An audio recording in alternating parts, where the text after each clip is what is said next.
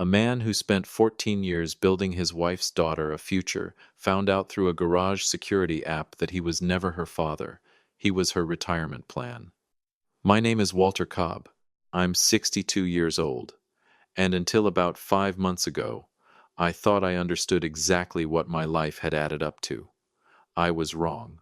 I found that out sitting in a recliner with a chest tube still draining fluid out of my lung, watching a live video feed of my own garage while three people I loved discussed whether I was worth keeping around. Let me back up. I've spent 31 years running a commercial refrigeration business out of Millhaven, Ohio, Cobb Cold Chain Services. Started it with one used delivery van and a set of tools I bought on layaway. Built it into a company with 14 employees and contracts with half the grocery stores and restaurants in 3 counties. I never had children of my own. My first wife and I tried for years. Doctors never found a reason, and eventually the marriage didn't survive the trying. Then, when I was 46, I met Renee. She had a daughter, Chloe, who was 9 at the time, sharp as a tack, missing her front teeth, always asking why the compressor made that clicking noise whenever I brought work trucks home. Renee had been carrying that girl alone for 6 years, and she was tired the way single mothers get tired, that particular exhaustion that makes a person fall in love with steadiness more than romance. I was steady. I stayed. 16 years we've been married. 14 years I've been the only father Chloe's ever really known. Her biological father left before she could walk and never came back around, not for a birthday, not for a phone call.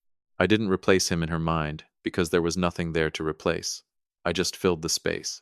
Coached her softball team for 4 seasons even though I couldn't hit a ball to save my life. Taught her how to change a tire in the church parking lot the week before she got her license. Sat through every band recital, every parent-teacher conference, signed every permission slip with my own name because Renee said it felt right that way. When Chloe got older, I didn't slow down. She wanted to open a small bakery, something of her own, and I co-signed the equipment loan for her commercial ovens and mixers. $41,000 of exposure on my credit, no hesitation. Her fiancé, Tyler, moved in with them 2 years ago, a guy who does something with insurance claims that I never fully understood and never fully trusted, if I'm honest. I let them both stay in the guest house behind our property, rent-free, while they got on their feet. That guest house has been rent-free for 2 years now. Now, here's something you need to know about me before we go any further. I'm not a man who gets sentimental easily. 3 decades of climbing into walk-in freezers at 4 in the morning and hauling compressor units up, loading docks in July heat, wrings the softness out of a person. But I had one thing that was purely mine, no practical purpose, no business use.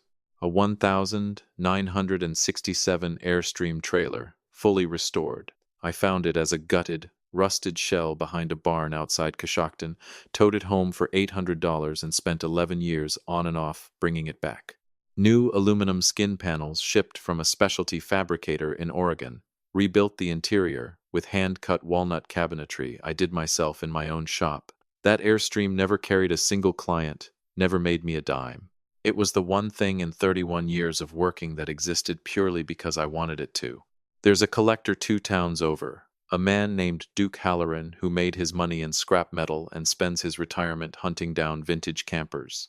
Every single year at the Millhaven Founders Day Festival, Duke finds me by that Airstream and makes the same offer.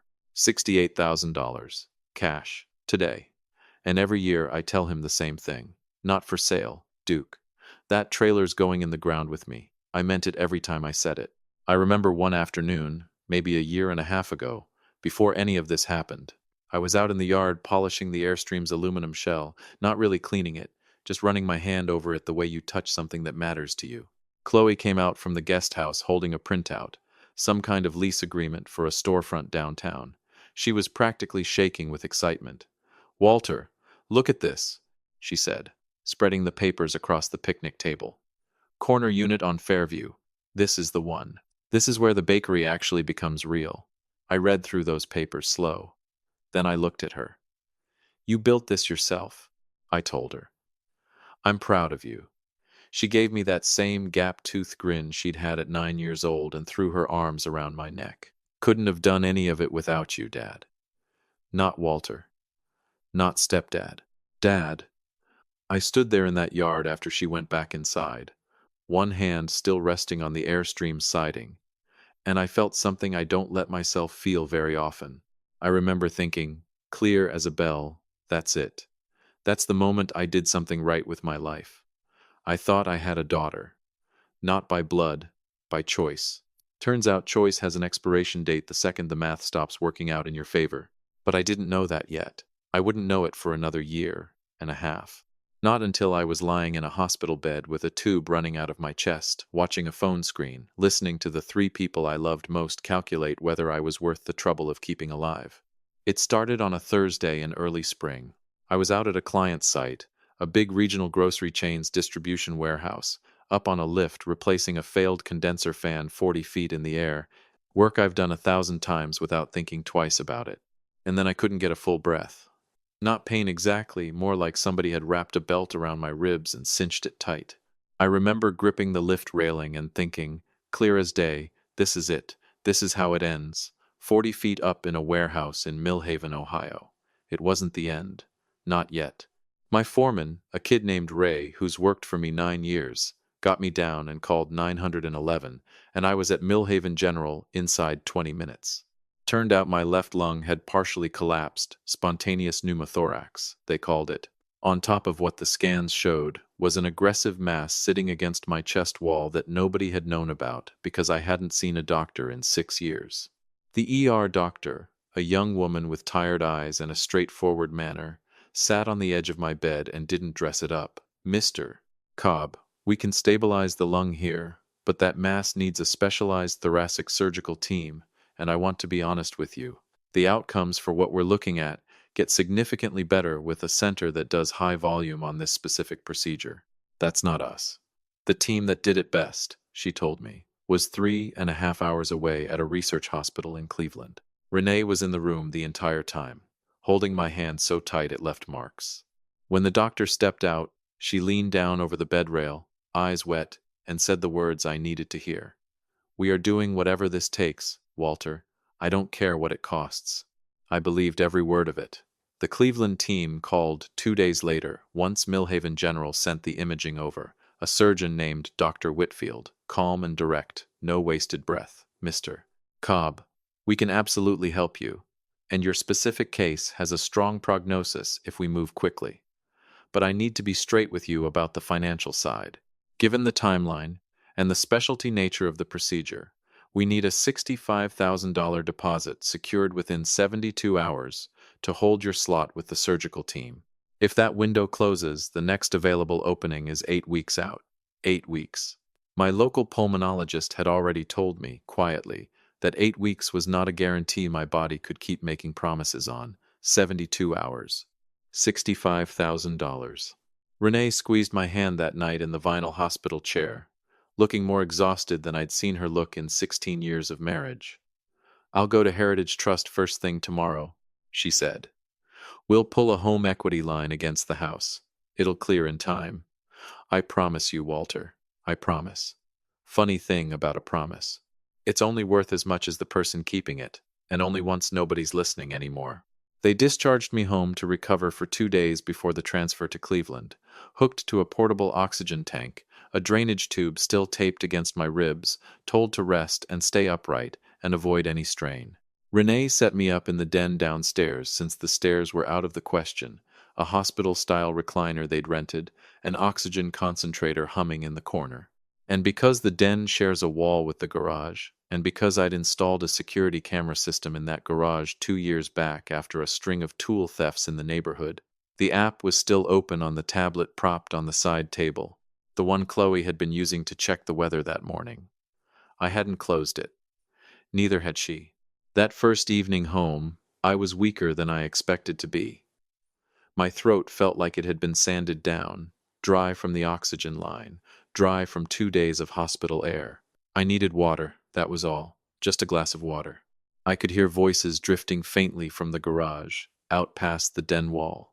Renee, Chloe, Tyler, the three of them apparently gathered out there for some reason, low voices carrying the way they do in a concrete space. I reached for the tablet on the side table to check what time it was, and the security app was still live, streaming audio and video both ways if you tapped the little microphone icon, which I hadn't tapped, but which was picking up sound clear as anything sitting 6 feet from where they stood by my workbench. I heard Tyler's voice first, that flat insurance adjuster tone he uses for everything, like he's reading off a claims form. "Renee, you cannot pull equity out of that house for this." I froze, tablet screen glowing in my lap, thumb hovering over nothing. "Walter's 62, Tyler went on, and I could hear the scrape of something, a tool being moved off the bench, casual, like he was discussing the weather. "What if the surgery doesn't work? You'd be left with a mortgaged house and no income to cover it, and then Chloe and I would be the ones supporting you for the rest of your life." My hand didn't move toward the microphone icon. Some instinct older than thinking told me not to. "Listen." Chloe's voice came in next, and something about hearing her voice in that context made my stomach drop before she'd even finished a sentence. "Tyler's right, Mom. I hate saying it, but it's just math. 65 grand on a maybe. Walter's had a good life. He wouldn't want you going broke chasing a long shot." I sat there in that recliner, oxygen line hissing softly against my cheek, thumb frozen over a screen that would have let them hear me if I pressed it, would have let them know I was listening, would have let them stop right there. I didn't press it. Not yet. Let's see how deep this goes.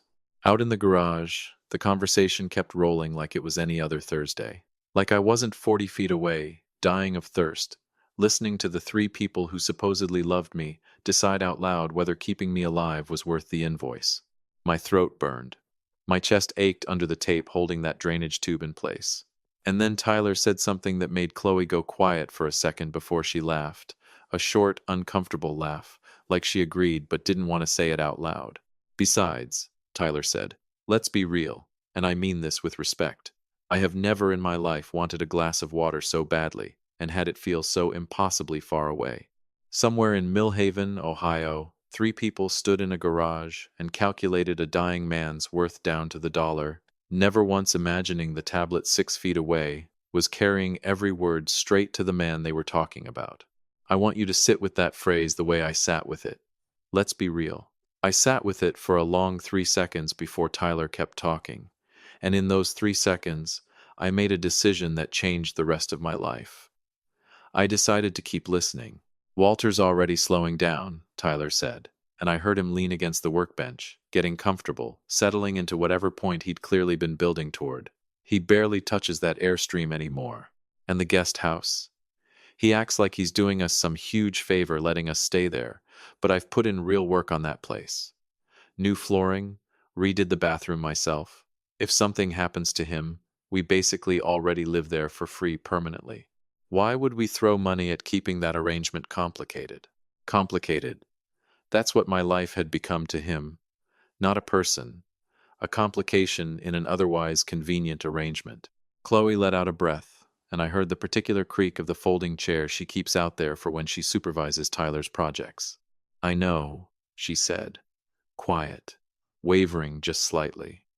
"The doctor said, there's no guarantee it even works. If we drain the house and lose him anyway, I've got nothing left for me and Tyler to actually build a life on. Me and Tyler. Not Dad. Not even Walter. Me and Tyler, like I was already a line item in a budget she was drafting in her head." "Exactly," Tyler said, warm now, reassuring, the tone of a man closing a deal he'd already won. "We're being smart. That's what taking care of each other actually looks like. Taking care of each other." I lay there with a tube in my ribs and an oxygen line taped under my nose and listened to my own family redefine that phrase in real time, 40 feet away, through a camera I'd installed to catch somebody stealing a ladder. I never tapped that microphone icon. Not once.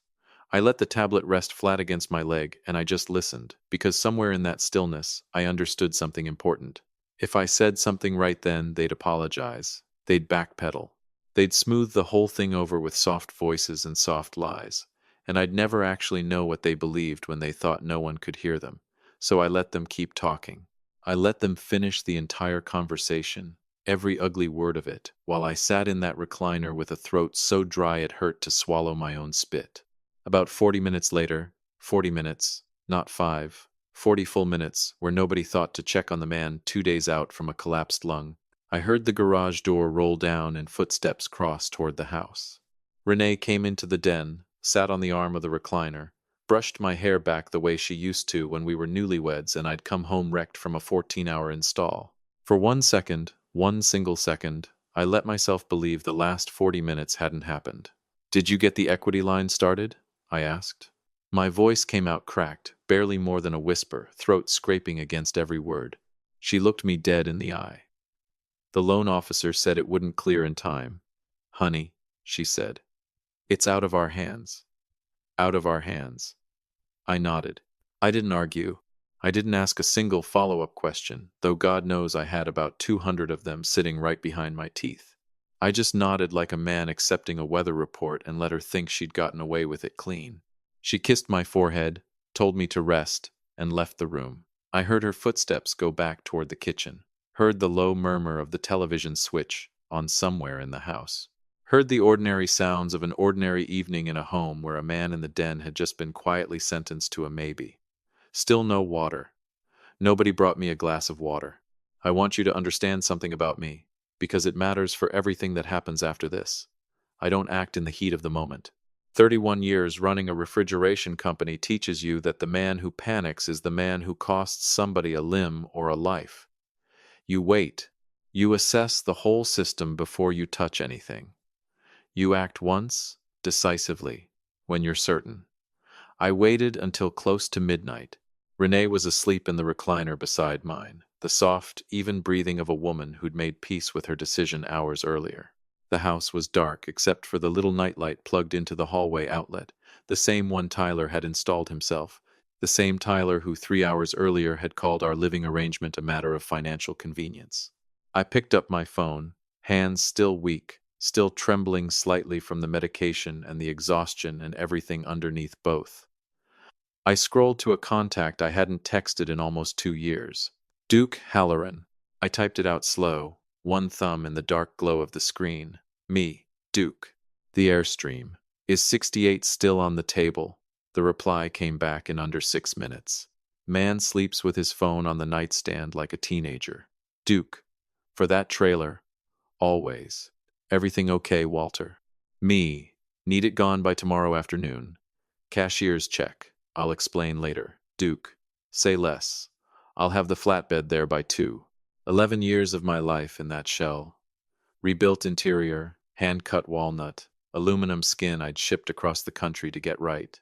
And I let it go in the time it takes to boil an egg, because somewhere between that garage and that lie, I stopped being a sentimental man. I became a practical one. Practical men don't beg for their own lives. They pay for them. The next morning, I told Renee I needed the house quiet to rest. She had errands to run for Chloe anyway. Something about picking up cake stands for a wedding order, ironic given what was coming. Tyler was out at some claim site all day. For once, the timing worked in my favor instead of against it. At 2 o'clock sharp, I heard the low diesel growl of a flatbed pulling into the driveway. I was sitting on the front porch in a folding chair, oxygen tank beside me, watching through eyes that felt heavier than they should have at 62.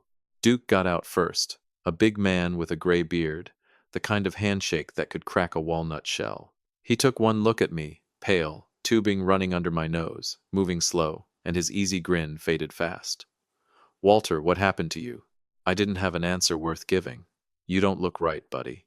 "You sure about this?" he asked, quiet, just between us. "I'm sure, Duke," I said.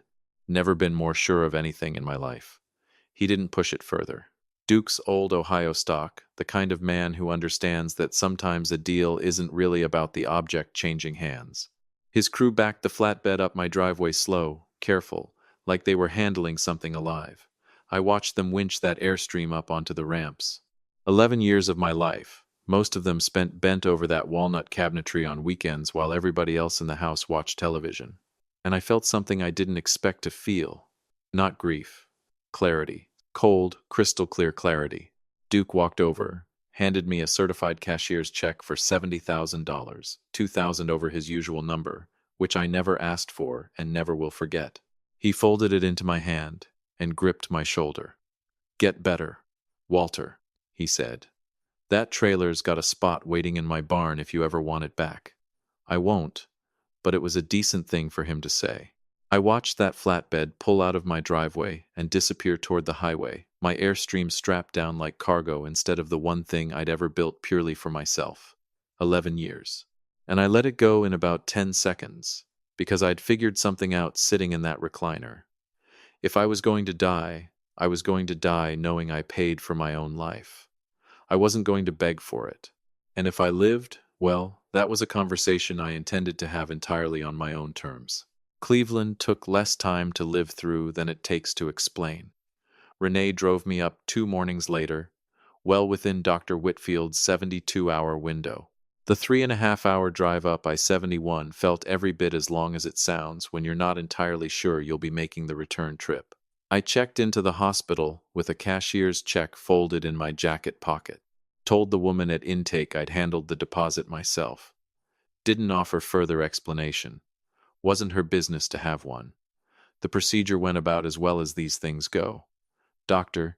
Whitfield came out afterward and told Renee the resection had gone clean, margins looked good, numbers better than they'd hoped going in. I don't need to walk you through the recovery floor, the tubes, the monitors beeping through the night. That's not the part of this story that matters. What matters is who I was when I came home. Not broken, not fragile, changed. That's the word I keep landing on, and I mean it in the most literal sense, not the poetic one. The first thing I did, still wearing a compression vest, barely 4 days back in Millhaven, was open a separate checking account at a bank clear across the county. Redirected my business draw into it instead of our joint account. Told nobody. Renee noticed the joint balance sitting flatter than usual within about 2 weeks, but I told her it was medical bills clearing, and she believed it the same way I'd believed her equity line story 2 months earlier. Funny how a lie sounds completely different depending on which side of it you're standing on. I want to give you a few small moments from those recovery weeks, because they matter more than the big ones ever do. Big betrayals are easy to spot from a mile off. It's the small ones that tell you the actual truth. One evening, still moving slow, still healing, I asked Renee to help me read the dosage on a new prescription bottle since my eyes hadn't adjusted yet. She was on the couch, phone in hand.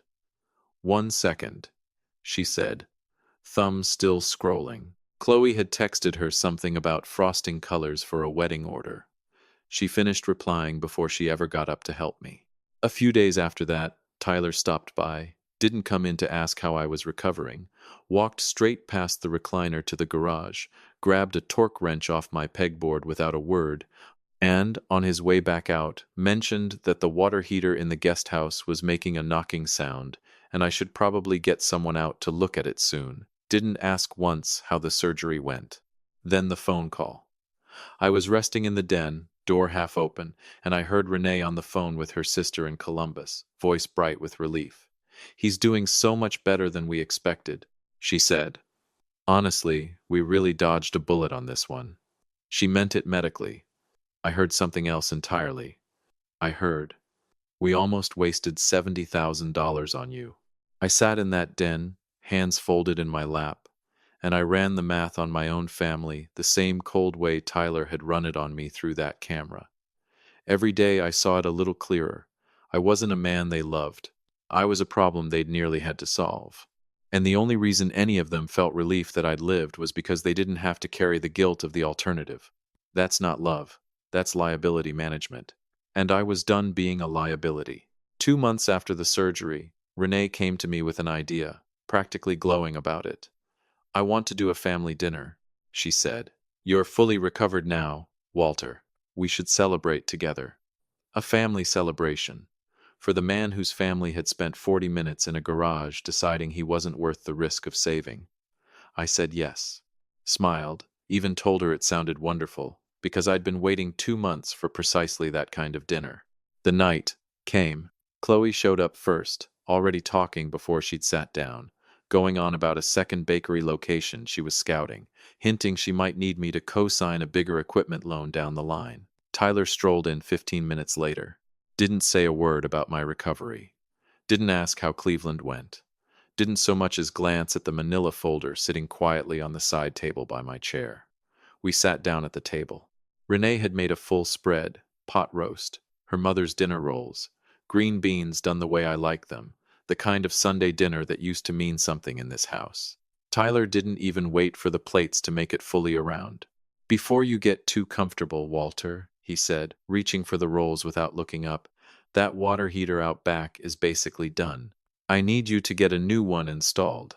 Probably run you 800, maybe 1,000. It's your property. You should handle it." I set my fork down slowly and looked at him. "Is that right?" I said, quiet. "Yeah, man," Tyler said, oblivious, buttering a roll. "I've been dealing with lukewarm showers for weeks. I'm basically managing that whole property for you at this point." Managing the property. $800 from the man who 2 months earlier had called our arrangement a matter of financial convenience over a live security camera. I reached slowly into my jacket pocket. My hands shook a little, not from nerves, but from a body still healing, from a surgery none of them had put a single dollar toward. I pulled out the folder. Chloe stopped talking mid-sentence about her second bakery. Tyler's butter knife froze halfway across the roll. Renee's smile started to falter, just slightly, like some old instinct in her finally recognized the shape of what was coming. I set the folder down on the table between the pot roast and the green beans, and I looked at both of them, my daughter and the man she planned to marry, and I said the only thing that felt true. "Before we get to the water heater, Tyler, let's talk about a few things I've been sitting on for 2 months." I opened that folder slow. No drama in my hands. No shaking that wasn't already there from the surgery. Just a man laying cards on a table he'd been dealt months earlier and had only now decided to play. "Chloe, Tyler, you two were deeply concerned about the family's financial future if my surgery didn't go well. You called my life a bad bet, so I liquidated the one thing I actually owned outright to cover the $65,000 deposit myself. I never touched a dime of the house equity." I pulled the first document and set it down next to the green beans. The bill of sale, the title transfer, my 1,967 Airstream, signed over to Duke Halloran, dated the morning after that garage conversation. Chloe stared at it like it was written in a language she'd never learned. "Wait, what?" She laughed, but it came out thin and wrong. "You sold the Airstream? Walter, you loved that thing." "I did," I said, "but I figured it was a fair trade. My life for a camper. Seems like a decent deal to me." Nobody answered that. Tyler's fork was hovering somewhere above his plate, forgotten. Renee's hands had gone still in her lap. I turned to Chloe next and pulled the second document. "Since I'm apparently such a high-risk investment," I said, "I had a conversation with the credit union that holds your bakery equipment loan. Turns out they agreed with the two of you.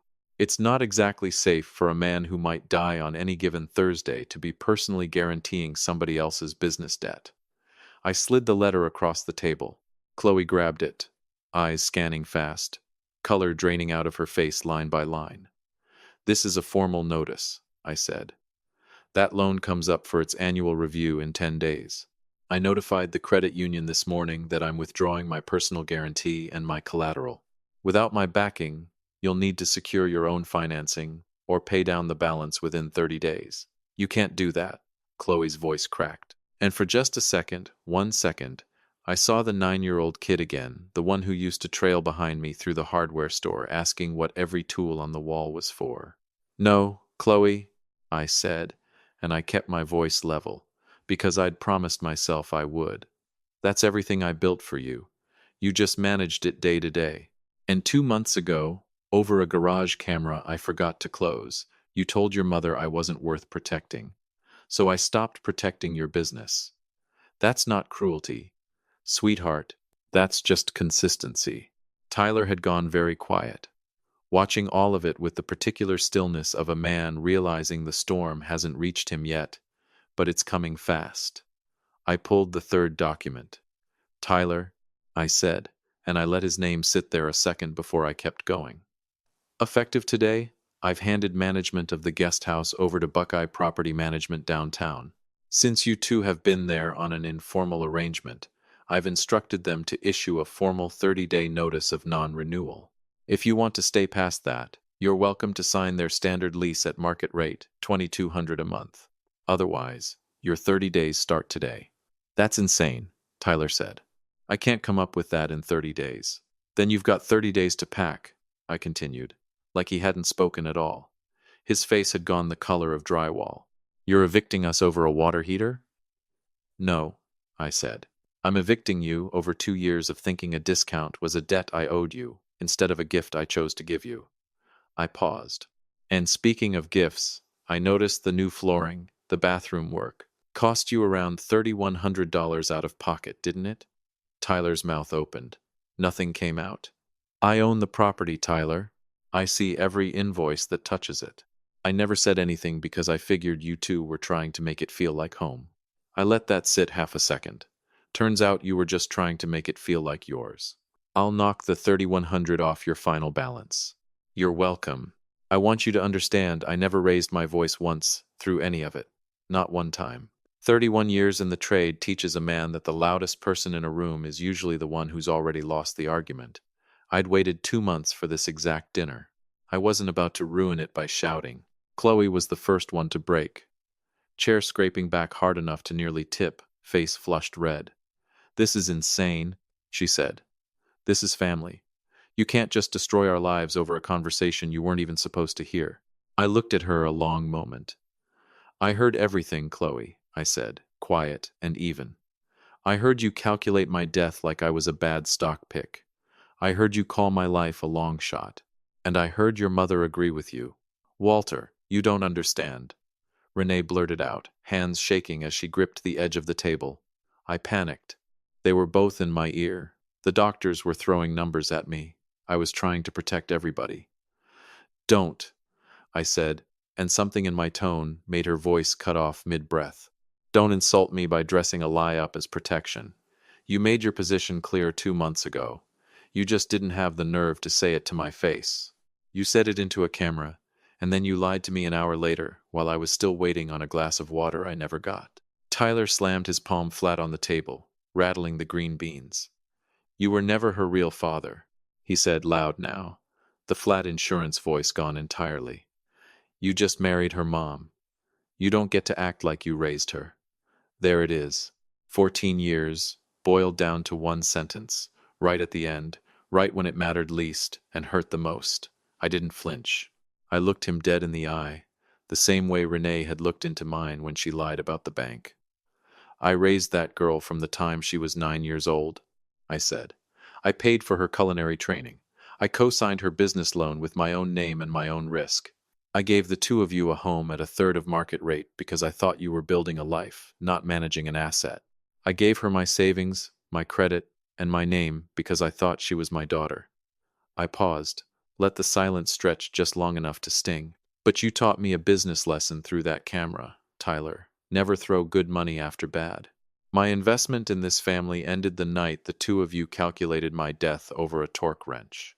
Nobody said anything for a moment. Just the hum of the refrigerator, working fine, same as it always had, and the smell of pot roast going cold on 3 plates. I stood up, carried my own plate to the kitchen like it was any other evening. Same as the Thursday they'd stood in that garage, deciding my life wasn't worth the risk. Behind me, I heard the panic finally set in. Mom, do something, Chloe said. He can't do this. Mom, talk to him. Tyler's voice cracked, high and desperate now, all that flat confidence gone. We were just trying to look out for you. Look out for her. That's the word he reached for. Not for me. Not once in 2 months had either of them reached for that word about me. Renee broke down at the table, hands over her face, shoulders shaking the way they do. I stood in the kitchen doorway and watched her for a moment.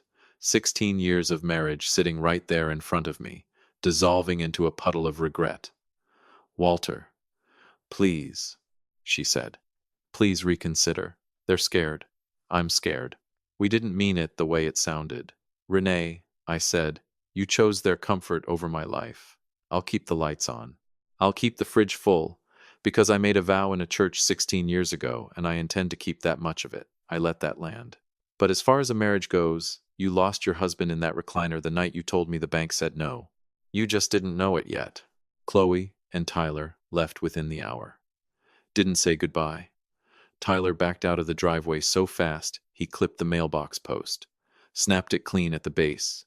Chloe walked to her car slower, dazed, like a woman who genuinely believed, right up until dessert, that this dinner was going to end with her getting a new water heater instead of a 30-day notice and a frozen credit line. Both of them facing real financial trouble now, for the first time in years, and for the first time in 14 years. That trouble had nothing to do with me quietly covering the gap. Renee sat alone at that table a long time. I know because I could see her from the hallway, sitting in front of cold pot roast and 2 photocopied legal notices, staring at nothing, finally understanding that trying to protect her daughter's comfort had cost her every ounce of trust that used to live in this house. I went upstairs that night, not to our bedroom, the one that shares a wall with that garage, the one with the camera still mounted above the workbench, the same little lens that had shown me exactly who my family really was.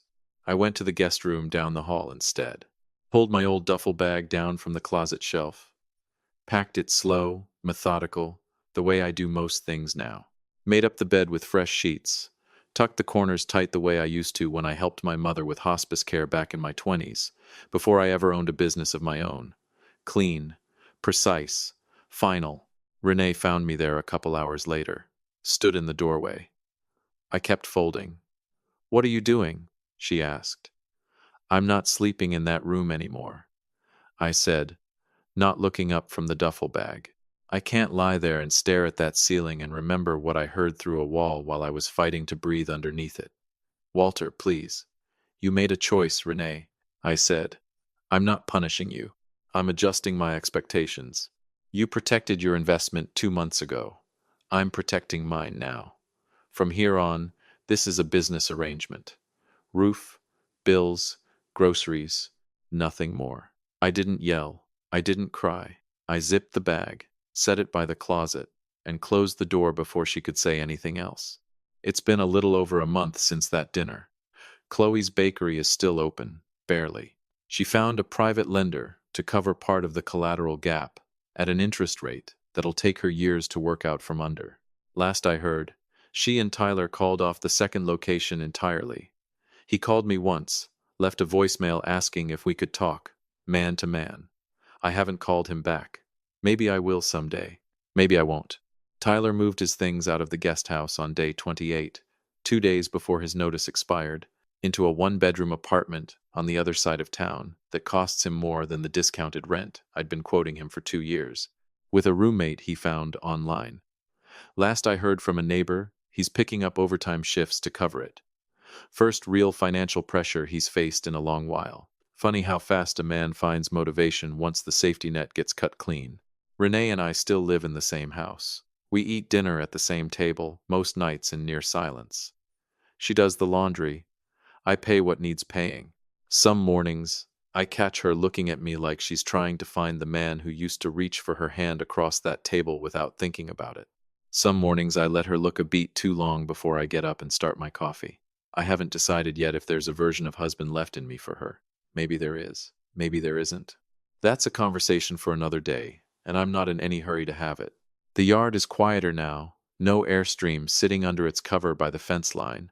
No 11 years of Saturday mornings with a chisel and sandpaper in my hand. Some evenings I still walk out there anyway. Stand in the empty patch of gravel where it used to sit. I don't regret selling it. Not for a single second. But I won't pretend the quiet out there doesn't sit heavy on certain nights. They say forgiveness is the mark of a strong man. I've heard that in enough sermons and read it on enough coffee mugs to know it's supposed to be the answer everybody's working toward. But I learned something different lying in that hospital bed in Cleveland. Tubes running into my arm, a machine keeping count of my own heartbeat because for a stretch of hours, I couldn't be trusted to do it myself. I learned that a man who forgives too fast is just training people to hurt him again and expect a shorter wait next time. I didn't walk out on my family that night at the dinner table. They walked out on me first, through a garage camera on a Thursday evening in early spring, while I sat in a recliner too weak to reach for a glass of water on my own. I just finally caught up to where they'd already gone. "You should have just brought me that water, Renee. That's all I asked for that night. I never got it. But I got everything else back, and it turns out that was worth a great deal more than $70,000 ever could be."